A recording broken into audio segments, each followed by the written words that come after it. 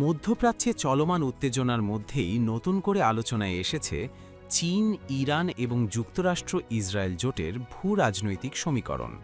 সাম্প্রতিক সময়ে মার্কিন বিশ্লেষকদের একাধিক দাবি ঘিরে প্রশ্ন উঠেছে, চীন কি গোপনে ইরানকে সামরিকভাবে সহায়তা করছে?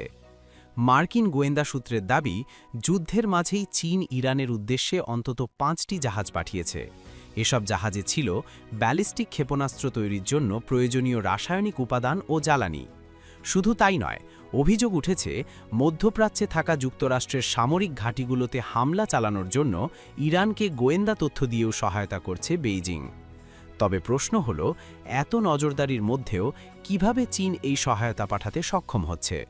বিশ্লেষকদের মতে, সরাসরি সরকারি সম্পৃক্ততা এড়িয়ে চীন বেসরকারি কোম্পানির মাধ্যমে এই সরবরাহ কার্যক্রম পরিচালনা করছে।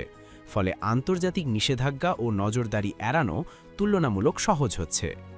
বর্তমান সংঘাতে ইরানের সামরিক সক্ষমতাও বড় একটি আলোচনার বিষয়। গত ১ মাসের বেশি সময় ধরে ইরান ধারাবাহিকভাবে ব্যালিস্টিক মিসাইল এবং আত্মঘাতী ড্রোন ব্যবহার করে যুক্তরাষ্ট্র এবং ইসরায়েলের বিভিন্ন সামরিক স্থাপনায় আঘাত হানছে। এতে মধ্যপ্রাচ্য জুড়ে উত্তেজনা আরও বেড়েছে। মার্কিন গোয়েন্দাদের সাম্প্রতিক এক প্রতিবেদনে বলা হয়েছে, ইরানের প্রায় অর্ধেকেরও বেশি ক্ষেপণাস্ত্র লঞ্চার এখনও অক্ষত রয়েছে। বিশেষ করে তাদের ক্রুজ মিসাইল সক্ষমতা এখনও কার্যকর, যা হরমুজ প্রণালী অঞ্চলে শত্রুপক্ষের জাহাজগুলোর জন্য বড় ধরনের হুমকি তৈরি করতে পারে। এর আগে ইরানের বিপ্লবী গার্ড বাহিনী IRGC দাবি করেছিল, তারা টানা ৬ মাস পর্যন্ত উচ্চমাত্রার যুদ্ধ চালিয়ে যাওয়ার সক্ষমতা রাখে।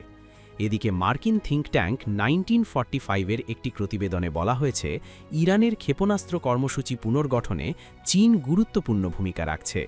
তাদের মতে, চীন থেকে পাঠানো এসব উপকরণ দ্রুত ক্ষেপণাস্ত্র উৎপাদনে ব্যবহার করা হতে পারে। বিশেষ করে সোডিয়াম পারক্লোরেটের মতো রাসায়নিক উপাদান, যা রকেট জ্বালানি তৈরিতে ব্যবহৃত হয়, তা এই চালানগুলোর মধ্যে ছিল বলে দাবি করা হয়েছে। উল্লেখ্য, এসব পণ্য পরিবহনে জড়িত কিছু জাহাজ পূর্বে যুক্তরাষ্ট্রের নিষেধাজ্ঞার আওতায় থাকা ইরানি শিপিং নেটওয়ার্কের সাথে সম্পৃক্ত। তবে এই সহায়তার বিনিময়ে চীন কী পাচ্ছে, সেটিও একটি গুরুত্বপূর্ণ প্রশ্ন। বিশ্লেষকদের মতে, এর মাধ্যমে চীন একদিকে মধ্যপ্রাচ্যে নিজের প্রভাব বাড়াচ্ছে, অন্যদিকে ইরান থেকে তুলনামূলক কম দামে জ্বালানি তেল সংগ্রহ করছে। একই সঙ্গে যুক্তরাষ্ট্রের বিরুদ্ধে একটি কৌশলগত ভারসাম্য তৈরি করাও বেইজিংয়ের লক্ষ্য হতে পারে। সব মিলিয়ে মধ্যপ্রাচ্যের চলমান সংঘাত এখন আর শুধুমাত্র আঞ্চলিক পর্যায়ে সীমাবদ্ধ নেই, বরং এটি ধীরে ধীরে একটি বৃহত্তর বৈশ্বিক শক্তির প্রতিযোগিতায় রূপ নিচ্ছে, যেখানে প্রত্যক্ষ বা পরোক্ষভাবে জড়িয়ে পড়ছে বিশ্বের প্রভাবশালী দেশগুলো।